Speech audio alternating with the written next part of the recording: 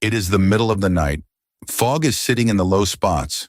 There is ice on the bridge decks, and somewhere up ahead a set of tracks crosses the road. Most of what can hurt you out here, you will see coming. This lesson is about the times you will not. 4 conditions turn a routine drive into a real one. 3 of them steal your sight: darkness, fog, and foul weather. The 4th does not care whether you see it or not: the train. Get all 4 right and you bring the rig home. Night, fog, extreme weather, and railroad crossings. 4 times the rules of the road quietly change on you. Let us get you ready for all 4. Start with the dark. At night, you are at greater risk for one simple reason: you cannot see a hazard as soon, so you have less time to react. The manual sorts the problems into 3 groups: the driver, the roadway, and the vehicle. Your eyes do not see as sharply in dim light, and they need time to recover after a bright light hits them. Your headlights are the whole game after dark. On low beams, you can see about 250 feet ahead.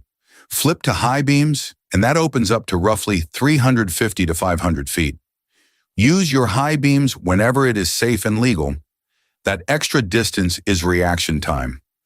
But high beams come with a rule: dim them within 500 feet of an oncoming vehicle, and dim them when you are following another vehicle closely. Your brights in someone's mirror or windshield can blind the very driver you are sharing the road with. Now the flip side, when it is someone else's high beams. Oncoming headlights can blind you for a moment, and your eyes need a few seconds to recover. At 55 miles per hour, those few seconds are more than 400 feet of road covered while you are effectively blind. So do not stare into those lights. Look slightly to the right and follow the right edge line or the edge of the road with your eyes. It keeps you in your lane while the glare passes without frying your night vision.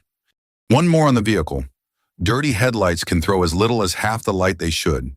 Clean your headlights, reflectors, marker lights, and the windshield inside and out as part of every pre-trip.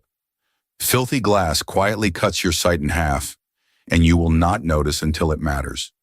And here is the rule that ties the whole night together. Never overdrive your headlights. Drive slow enough that you can always stop within the distance you can see. If something appears at the edge of your low beams and you cannot stop in that 250 feet, you are driving too fast for the dark. Now, fog. The best advice we can give you about driving in fog is short: do not. Fog can roll in suddenly and change thickness by the yard.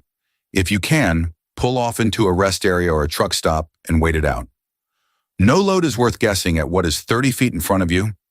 If you truly must drive it, do these things.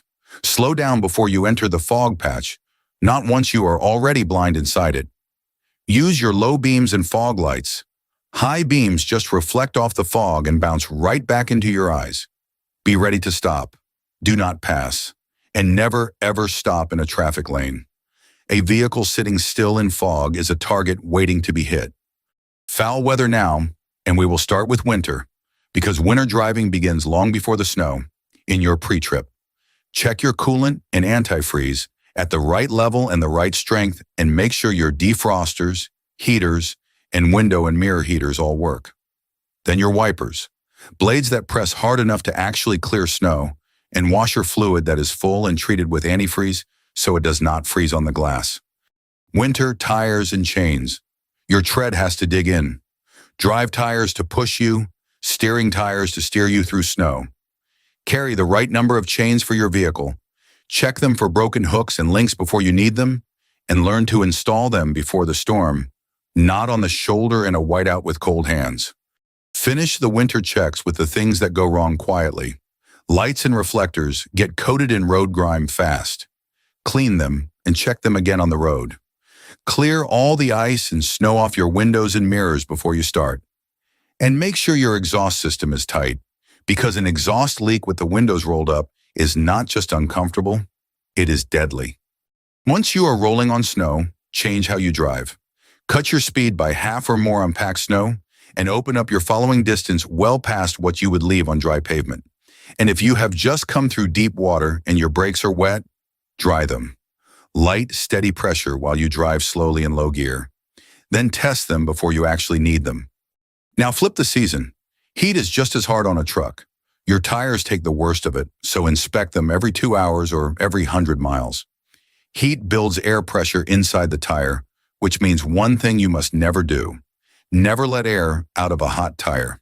It reads high now, but bleed it and it will be dangerously underinflated once it cools. And respect real heat. If a tire is too hot to touch, do not drive on it. Stay stopped until it cools, because it may blow out or even catch fire. Keep an eye on your coolant temperature gauge and never remove a radiator cap while the system is hot and pressurized. One more for the road itself. In extreme heat, tar bleeds up to the surface and makes the pavement slick. Burn the weather numbers in. Low beams about 250 feet. High beams 350 to 500. Dim within 500 feet of oncoming traffic. Dirty lights half the light.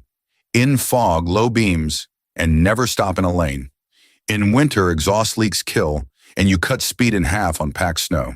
In heat, check tires every 2 hours or 100 miles and never bleed a hot tire. Last movement, railroad crossings. And this is the one hazard that does not care whether you saw it coming. Rule 1. Expect a train on any track, at any time, from either direction. Watch for multiple tracks too. The second one train clears, another may be coming the other way on the next set of rails. Here is the trap that kills people at crossings. You cannot judge a train's speed or how far away it is. A train is huge, so it looks slower and farther than it really is. Never race one to a crossing, and understand what you are dealing with. An average freight train doing 55 miles per hour needs a mile or more to stop. It cannot stop for you. Ever. Crossings come in two flavors. A passive crossing has no gates and no lights, which means the decision is entirely yours. Slow down, look both ways, and listen. You may even need to roll a window down to hear a horn over your own engine. At a passive crossing, you are the warning system. An active crossing has gates and lights. But do not hand it your whole trust. Never drive around a lowered gate. Not once, not for any reason. And never rely on the signals alone, because they can fail.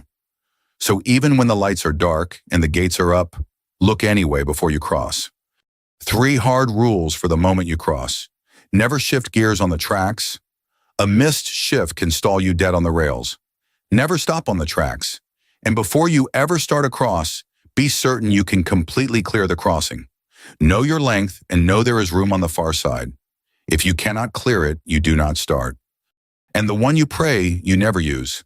If you get trapped on a crossing with a train coming, do not try to save the truck.